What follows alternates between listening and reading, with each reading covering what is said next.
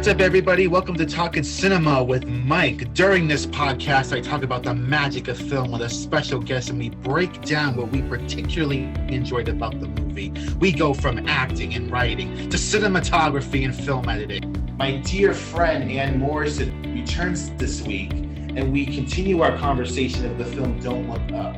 But this time, we will be discussing it from the cinematography point of view. So, let's get started. So, what I love about the assignment that you gave me about going back this time, looking at the cinematography or the DP, the direction of photography stuff, um, it really makes you appreciate the film even better than the first time I saw it. So every time you give me an assignment to look at something different, I get more out of the film, which is great. And I would advise everybody, if they like a film, because they might have a better appreciation once they understand the making of it. So I would stop the film every once in a while when I saw something that I found fascinating, and then go online to see him talk or read something about what he had to say about that. And then I got fascinated that he liked to film on film opposed to digital when he can, because he likes the quality of it. He likes working with it, and he likes the coloring of it. And the grain that he can deal with opposed to the digital. Digital works for some things, but for this particular thing, because he wanted to tell the story in so many different ways. Like since the story was about looking at the, the world of the people and then looking at their devices. So there was times that he would use this graphic, he would actually get people to send him stuff from his phone. Or when they went to the TV studio, he really wanted to use those kinds of cameras to get that kind of a quality, so that you could tell when you know that, you can tell when they're on set and when they're not on set, because then he'll either go back to film or he'll go into another quality that tells the story of where they are. I love that.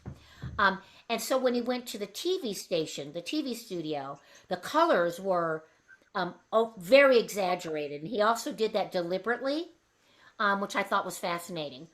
So you really got that contrast. So that when they flipped back to using film again, like when they were zooming in on her face being all stressed out from the side, that went back into film opposed to what we're supposed to see on the TV. That was great. Yeah. And then he sent. I noticed that when he goes around the world and you see those were all filmed from people's phones, but it was so Yeah. edited together that you as a viewer weren't aware of all that happening unless you were to really pinpoint and focus on all that. That was Yeah. amazing. Um, and then because of film, his use of lighting is a little more intense. I mean, he can play with lighting in a little bit different way than he has to when he works with digital. So those are things he has to keep in mind when he's working with the director, figuring out how to tell that story. So I like really good DPs because they get the idea that yes, they're an artist because they're working with film or they're working with the photography. Um, Yep. and then opposed, so it's a real, you have to be an artist to do that, but he also has to be a really good storyteller, and so he has to really be in sync with what the director's larger vision is so that he can get all those wonderful details together. That's really Yep. cool.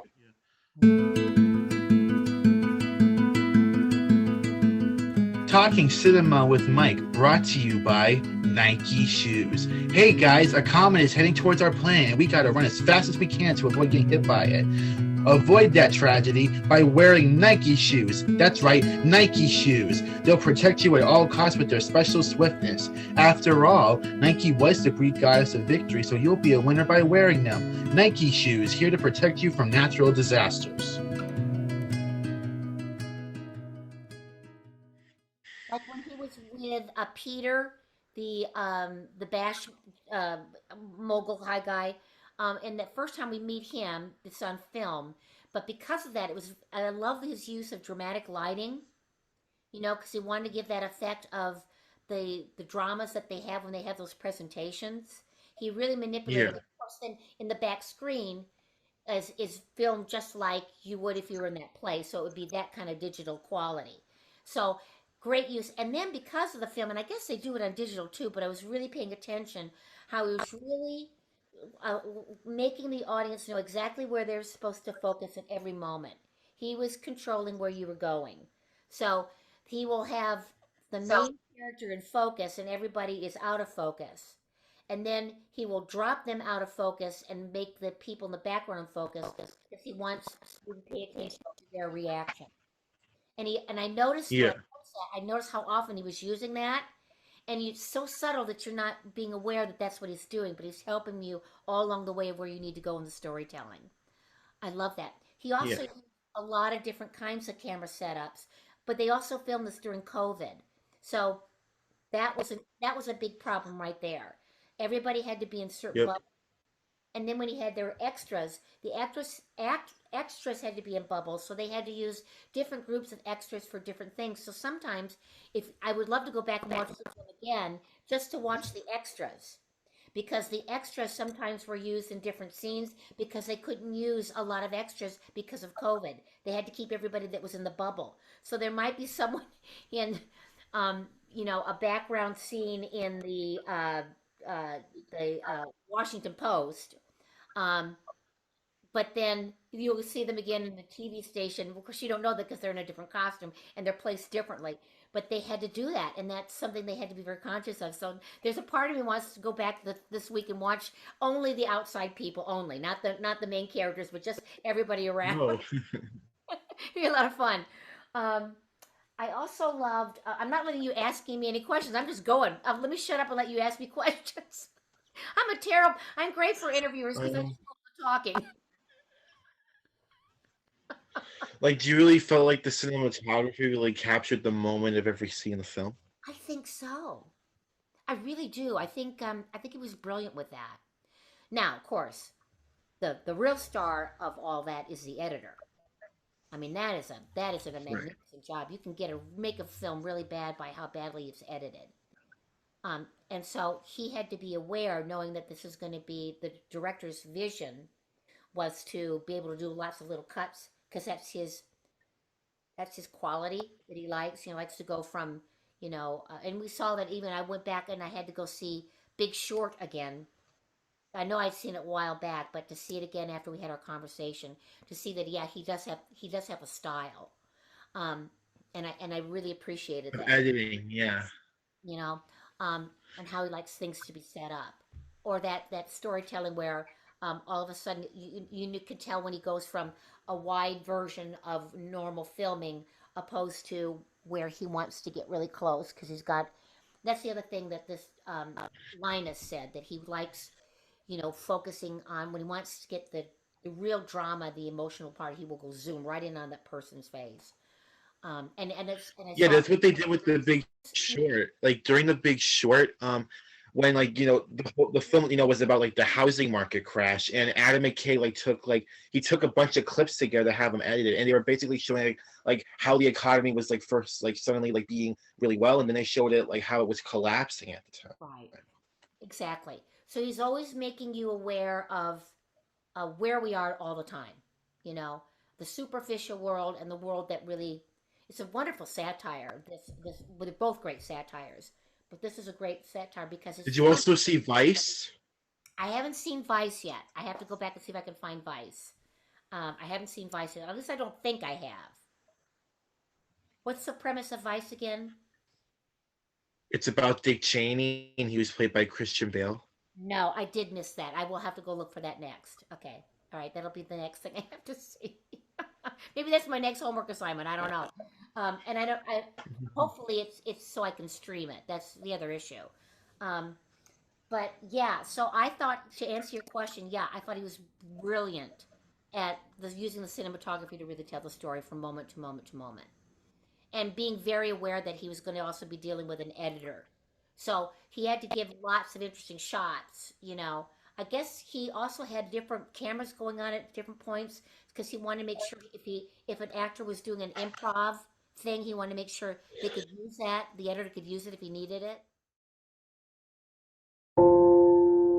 So, guys, after watching Don't Look Up, it made me think of horrible events happening in the world today.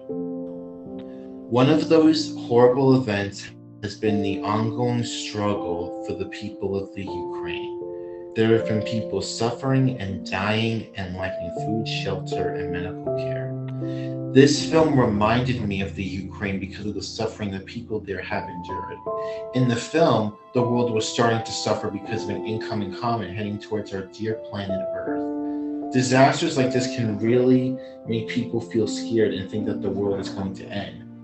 But you can help by logging on to donate.amnestyusa.org and giving food, shelter, and other essential necessities to those in desperate need of care.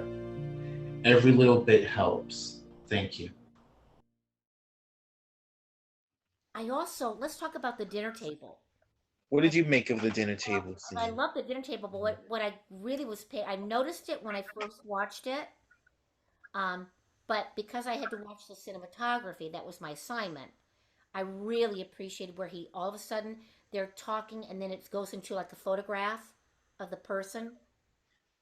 Because he really wants you to take the time to focus and take a moment to lock in the moment, the reality of what's really happening.